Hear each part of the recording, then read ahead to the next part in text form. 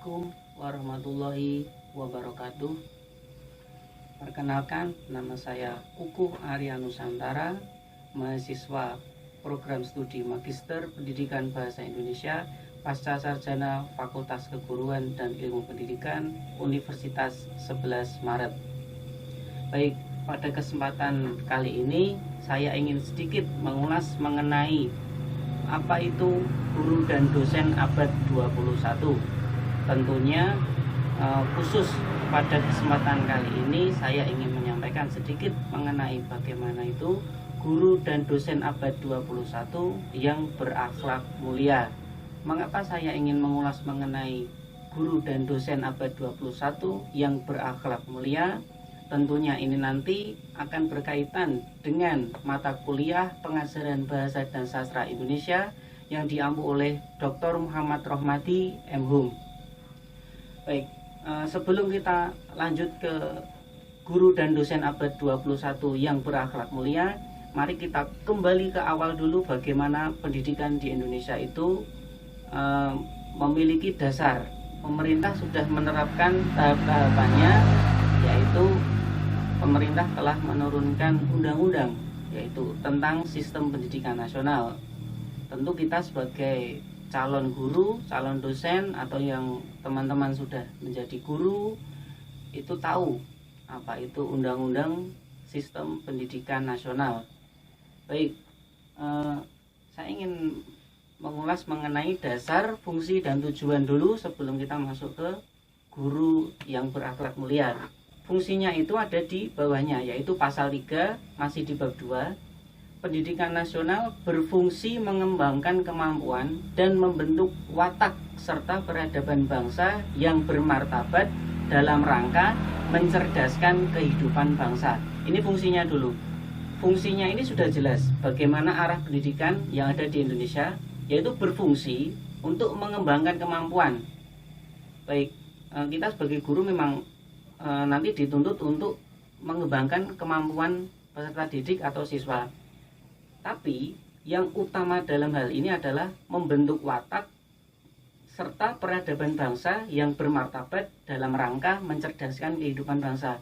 Ingat, titik utama dalam fungsi ini yaitu membentuk watak serta peradaban bangsa yang bermartabat. Baik, sekarang kita lanjutkan masih yang pasal 3 tadi mengenai fungsi dan tujuan.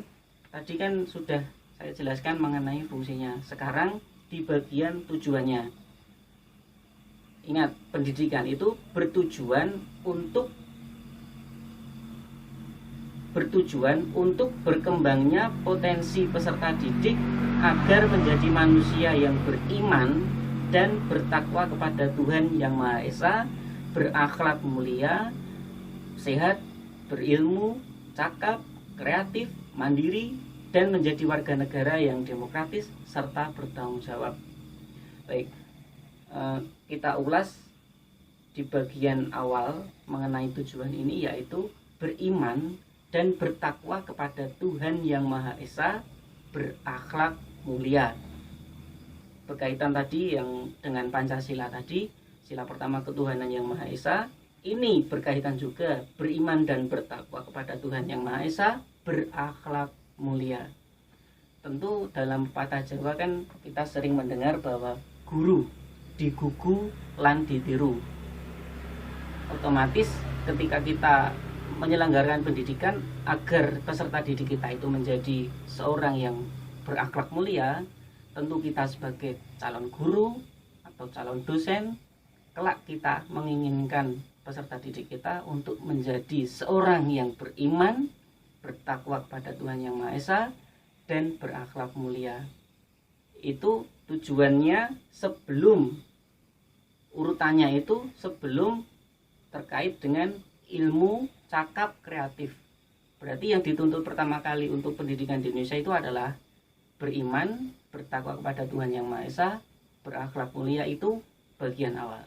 Terkait dengan bagaimana seorang guru dan dosen abad 21 yang berakhlak mulia itu, kita juga akan memiliki tanggung jawab yang sangat penting mengenai bagaimana perkembangan peserta didik kita, bagaimana kedepannya peserta didik kita akan menjadi apa untuk berguna bagi nusa dan bangsa, dan tentunya bagaimana guru dan dosen abad 21 itu mampu mencapai tujuan pendidikan yang sudah diterapkan sesuai Undang-Undang Sistem Pendidikan Nasional. Nah, berkaitan bagaimana seorang guru itu yang kelak akan ditiru oleh peserta didiknya, tentu guru itu juga harus memiliki sebuah kompetensi yang khususnya, yaitu berkaitan dengan bagaimana dapat mengembangkan karakter siswa. Nah, yang pertama yaitu bahwa guru itu harus takwa kepada Tuhan Yang Maha Esa. Mengapa? Untuk mencapai suatu tujuan agar siswa itu berakhlak mulia yang berkaitan dengan sila yang pertama tadi, bahwa ketuhanan Yang Maha Esa. Oleh karena itu seorang guru juga harus takwa kepada Tuhan Yang Maha Esa. Kita tidak boleh mengesampingkan itu. Nah, yang kedua yaitu berilmu. Bagaimana seorang guru mengajarkan pengetahuan kepada siswanya tapi tidak cukup ilmu? Tentu kita tidak mungkin bisa. Yang ketiga yaitu guru harus sehat jasmani. Tidak mungkin kan peserta didik akan percaya kepada gurunya jika gurunya itu kurang sehat dalam jasmaninya. Misalnya guru itu terkadang memiliki kelainan jiwa, sering marah-marah tidak jelas, sering membentak-bentak, sering memukul, atau hal yang lain terkait permasalahan pribadinya dibawa ke tempat pengajarannya di sekolah atau di kelas. Tentu itu tidak baik. Oleh karena itu guru haruslah sehat dalam jasmani. Yang keempat atau yang terakhir yaitu guru haruslah berkelakuan baik. Mengapa?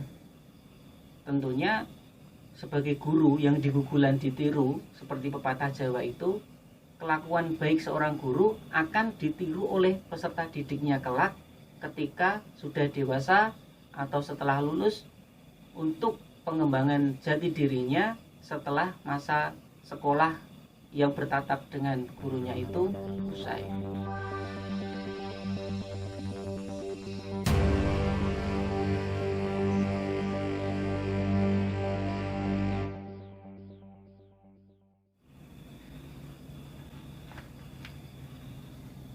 Baik, untuk COVID-19 ini mengapa pemerintah menerapkan aturan bahwa kita harus tetap di rumah saja?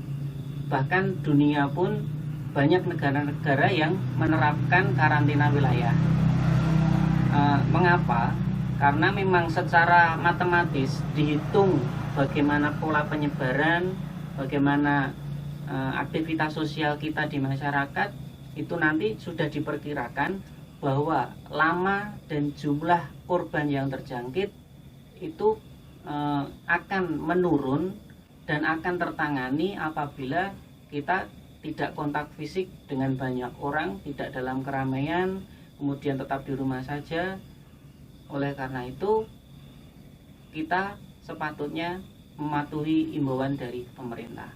Dan tentu kita tidak lupa, kita harus selalu berdoa, saling mendoakan teman, saling mendoakan guru-guru kita, saling mendoakan sesama manusia, sesama masyarakat kita agar kita tetap sehat dan selalu dilindungi oleh Allah Subhanahu wa taala. Billahi taufik wal hidayah. Wassalamualaikum warahmatullahi wabarakatuh.